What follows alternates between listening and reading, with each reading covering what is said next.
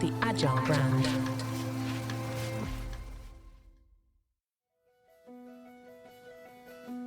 Welcome to Season 6 of the Agile brand, where we discuss marketing technology and customer experience trends, insights, and ideas with enterprise and technology platform leaders.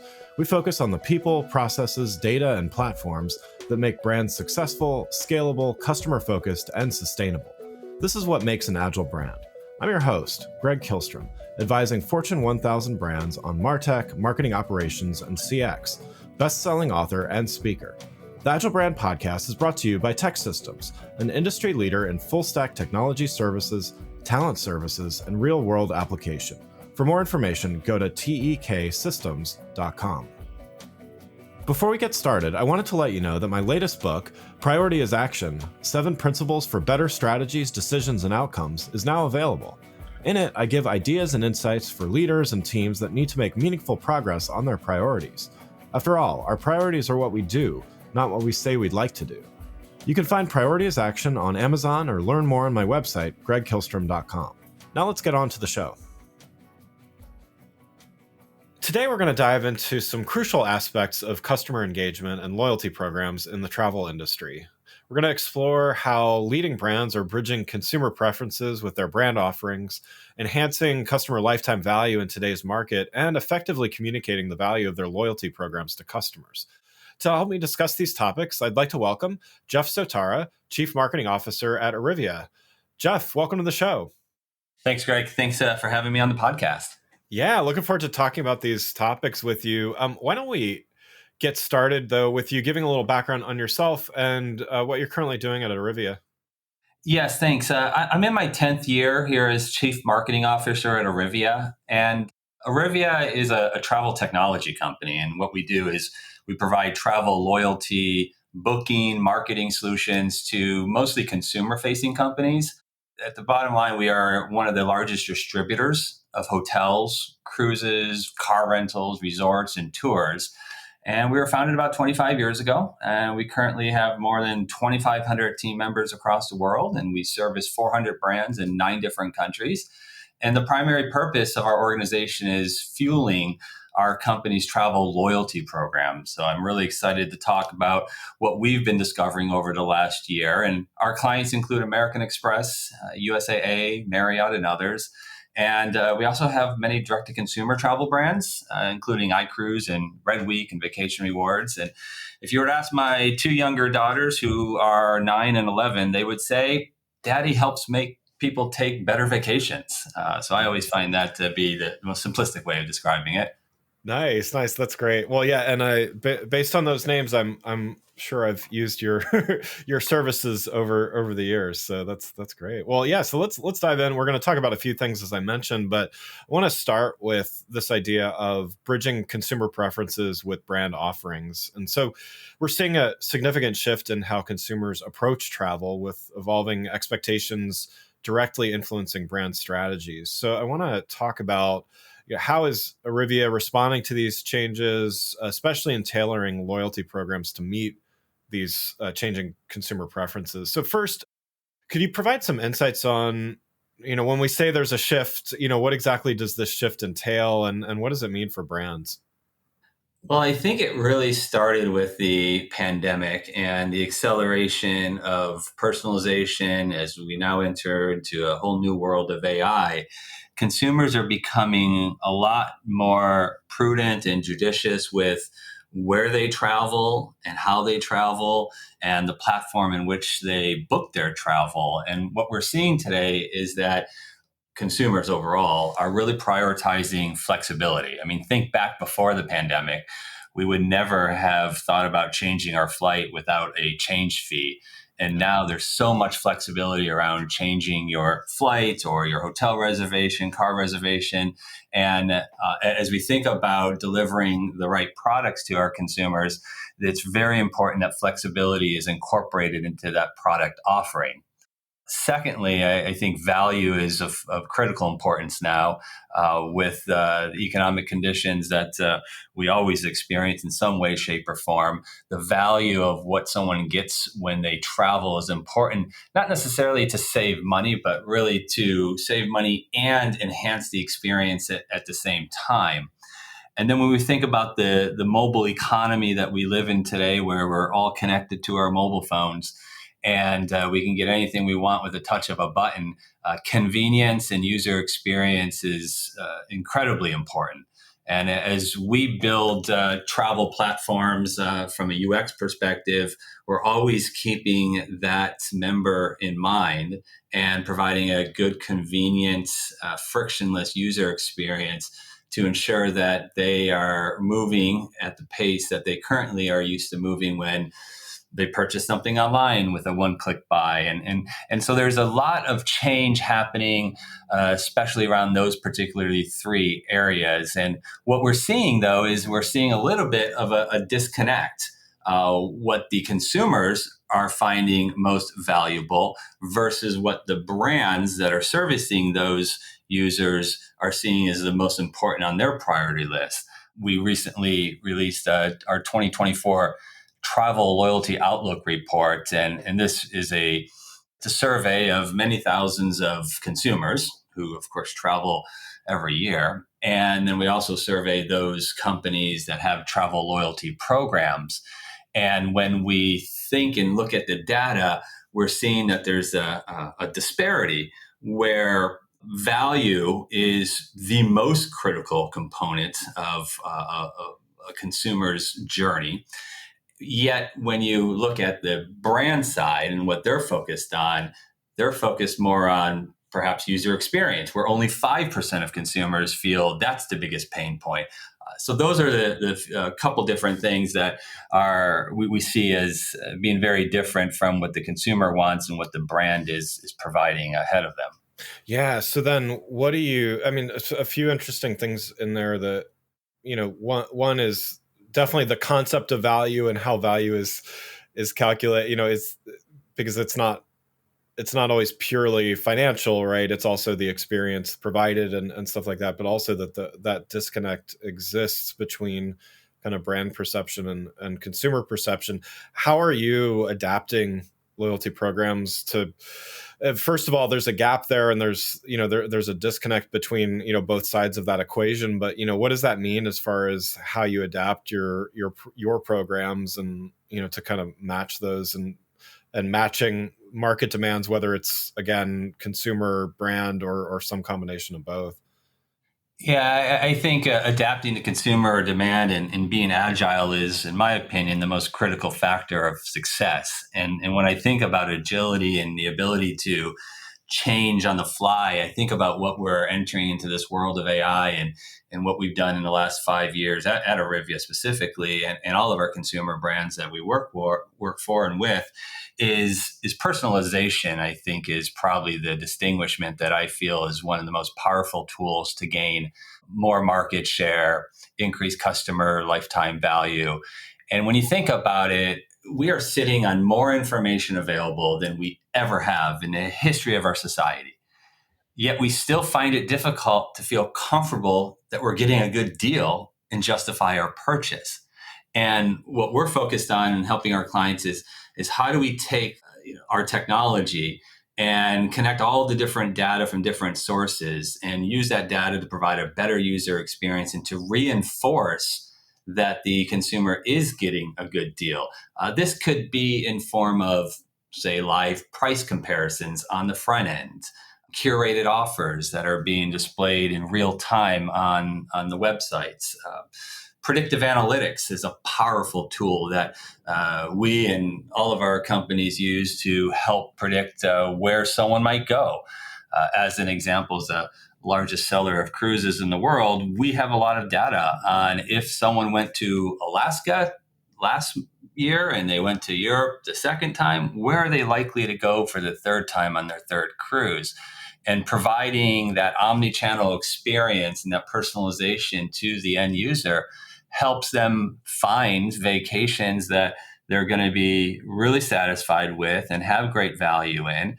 and overall be super happy with their loyalty program and do it again and again and again, because travel is the universal currency where almost everybody travels. And that's where we put a lot of our focus on, is how do we personalize that traveling experience for our consumers and our customers. Yeah, yeah. And so you mentioned early on one of the metrics, customer lifetime value is certainly something that I'm seeing in my work, as well as more and more organizations are. It's not that they weren't taking this into consideration, but it's becoming a more and more pivotal metric for brands in general, but also for loyalty programs. And so, I wanted to talk a little bit about this, how you look at maximizing customer lifetime value while doing everything else as well, right? Ensuring long-term engagement, profitability, all of those things. So, how should brands think about this need to balance engagement and enhancing and lifetime value through their loyalty programs? I think what our report is showing most recently is the fact that the consumer is really not getting the value out of their loyalty programs that they feel they should be getting. And some of that comes from the lack of education of the benefits that they do have. There's a lot of consumers that we deal with each and every day across our 400 different brands that just weren't aware of the diversity of offerings within the travel platform. Or if you just look at loyalty overall, they simply didn't have a good concept of what they could use their points on, or where they could go using their points. And as we think about customer lifetime value, education, we feel, is probably the biggest thing that's currently missing. I think a lot of companies are really good at promoting a sale or whatever it might be, but how do you develop that one-to-one relationship? And how do you use education as a tool to extend that relationship with the consumer? We can do it in a lot of different ways with all the different marketing techniques and branding ideas that are out there. But I think doing it on a very consistent level and listening to the consumer and finding out where the gaps in education for their loyalty program might be is a critical part of making sure that they're happy. And then another thing is, as we think about redemption on loyalty programs or different earning opportunities, members need and users need to be able to earn and burn across a wide range of different categories. Yeah. Travel simply happens to be one of the biggest categories that loyalty programs use, and it's a growing category too. What's interesting to see is just in the last 2 years, those companies that have a loyalty program, more than 85% now have travel as being a big part of their loyalty program. Whereas just 2 years ago, it used to be down in the 60s, the 60%. And Yeah. I think companies and brands are realizing that, to my earlier point, travel is very universal. It creates great memories. And you usually are traveling to do something fun and celebratory and relaxing. And so it leaves yourself and your member with a really good sense of just a good feeling overall. And as we think about boosting this redemption and earning opportunities, using travel to do so is very important. Doing it in a very personalized way. And then to my earlier point, making it very convenient is just a win-win for everyone involved. And so you mentioned something early on there that sometimes consumers aren't as educated about the potential offerings or the breadth of offerings available. And so, while some of that, a lot of that is going to fall on the brands to do, just curious how you work and how you consult with your customers on anything from marketing strategies to communication and all of that. In other words, it's a win-win if customers know about the breadth of offerings and all that. So how do you work to make sure that brands have the best marketing strategies to support that relationship? Well, in I started marketing many decades ago where it was a lot easier. You would buy some radio and Right. television and print, and you knew you'd be wasting half of your money, but you didn't know what half you were wasting. And it was a pretty simplistic job back then. But now we truly are technologists. Any marketer who's not a technologist is, I think, at a big disadvantage. And I lean toward technology, and whether it's the use of AI or big data or more insight into the user journey, we now have the ability to measure everything from the first click all the way through the end of the experience through so many different technological advances today. And we're able to easily, as marketers, connect the offline journey and the online journey together. And travel, for the most part, on cruise is an example where we do a lot of good business, and that's 80% of that is done on the phone. It's still not an online experience, a lot of online discovery. But as you look at cruise being an offline portal, it's important for our companies and the companies that we work with to set up that technology to stitch that user journey online, offline, to ensure we know what's happening, when it's happening, and what we can do to improve upon it. And travel too has dramatically changed in the last 10 years or so. As you look at cruise or long trips, it used to be maybe back 10, 15 years ago, you'd go to a travel agent, you'd sit in their office, and you Right. would hammer out what you want to do over the course of 2 hours, and you'd leave with your plans, and it'd all be mapped out. Yeah. Today's that's just not the case. What we're seeing today is a lot of micro conversations that are happening. Someone might visit a website, peruse, think about it, come back, think about it again, come back, forward an email, forward links here. They'll see it on social, they'll share it with their friends, they'll get feedback from the family. And what we're seeing is that the average it's taken about 8 to 10 different interactions for someone to make that final decision and move forward. Therefore, what we're focused on is how do we make those interactions really powerful? How do we keep track of what's happening during those interactions? So when they call in, for example, or they come back to a website, that their experience is different than just say an anonymous user or someone we just seen for the first time. Yeah.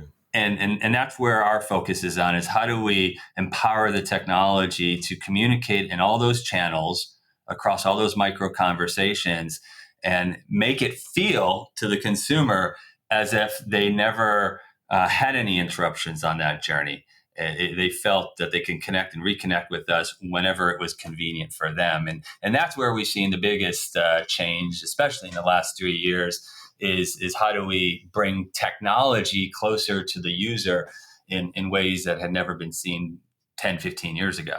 Yeah, yeah, definitely. And I think there's another component as well, which is, so you talked about making it personalized to the end customer and making sure that we're focused on value there. There's also the component of how does one provider, how are they able to tailor not only their communication strategy and their brand, but how do they make their offerings feel unique and different and focus on their own unique value propositions to that end customer while still using, it's maybe it's a similar challenges in the e-commerce world of, there's similar platforms and yet you can have vastly different shopping experiences. So could you talk a little bit to that of just, how is Arrivia enabling your direct customers to still feel like, they have their own unique programs and stuff like that?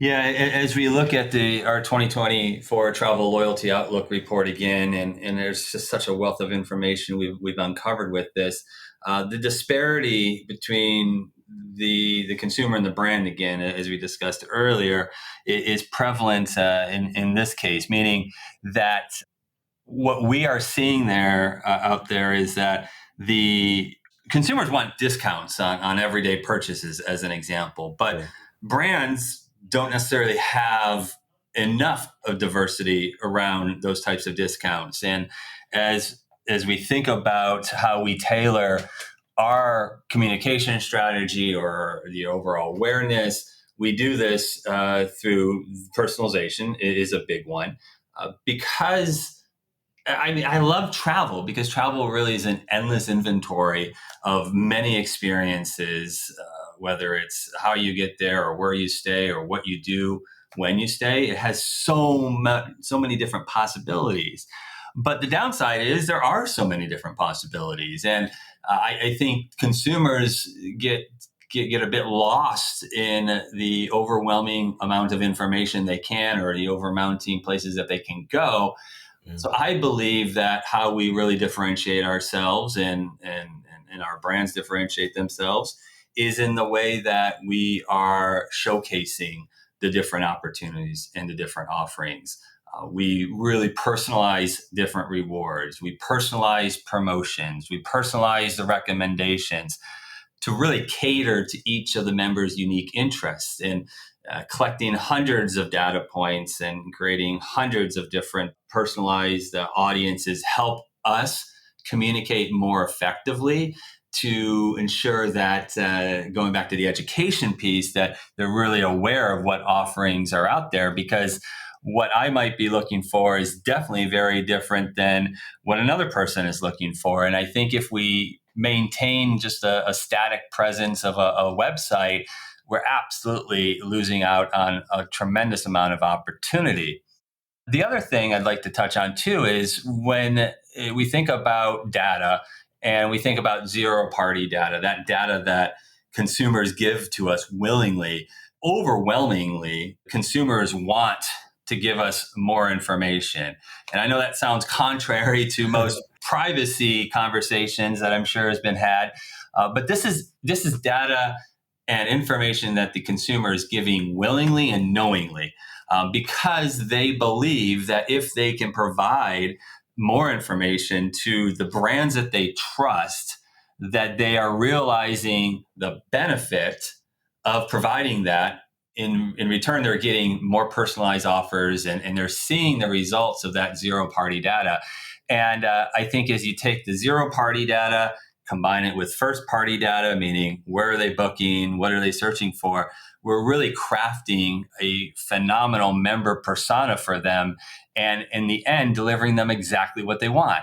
They want personalization, they want value, they want convenience. And at the end, they want a brand that they can trust and a platform that they feel comfortable using versus anything else that they might have considered in the past.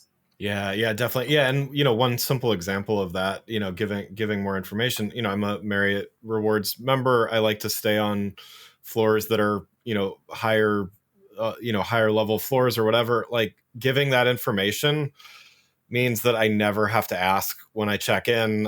I don't worry about it. I get what I want already. Again, that's a fairly innocuous piece of information, but to your point, it's like some of that stuff, like, I'm definitely willing to give because it just makes my life easier and actually improves my experience. So yeah, totally agree. Well, Jeff, thanks so much for joining here. I've got one last question before we wrap up. Looking forward, what should brands be doing to continue some of the things that you mentioned here, enhancing value, enhancing appeal of loyalty programs? What do you see in your radar? I think most importantly is ask more questions, listen more intently, and most importantly, take immediate action. Asking the right questions of customers, listening to their responses, and innovating new product offerings that not only meet those customer expectations, but really go to exceed them. I stress again, there is still a very big disparity between what consumers are preferencing and what the industry is focused on. And this disparity results from brands, in my opinion, not actively listening to their members enough. It's not that they're not listening; they're just not listening enough or taking more immediate action. And overall, listening is a 360-degree strategy that includes both the online and offline channels. Good news, though, is that with AI, the data that we have access to, it's becoming easier than ever to be more agile and to change for our members. And overall, it's a really exciting future for all of us in loyalty and in travel, and especially for marketers out there. So I have a very optimistic view of the future with everything that's transforming before our eyes today. And Greg, thanks so much for having me as a guest here. It's been a really big pleasure. Yeah, it's been great talking with you. Yeah, again, I'd like to thank Jeff Zotara, Chief Marketing Officer at Arrivia, for joining the show. You can learn more about Jeff and Arrivia by following the links in the show notes. Thanks again for listening to The Agile Brand, brought to you by Tech Systems. If you enjoyed the show, please take a minute to subscribe and leave us a rating so that others can find the show more easily. You can access more episodes of the show at www.gregkihlstrom.com. That's GregKihlstrom.com. While you're there, check out my series of best-selling Agile Brand guides covering a wide variety of marketing technology topics, or you can search for Greg Kihlstrom on Amazon. The Agile Brand is produced by Missing Link, a Latina-owned, strategy-driven, creatively fueled production co-op. From ideation to creation, they craft human connections through intelligent, engaging, and informative content. Until next time, stay agile. The Agile Brand.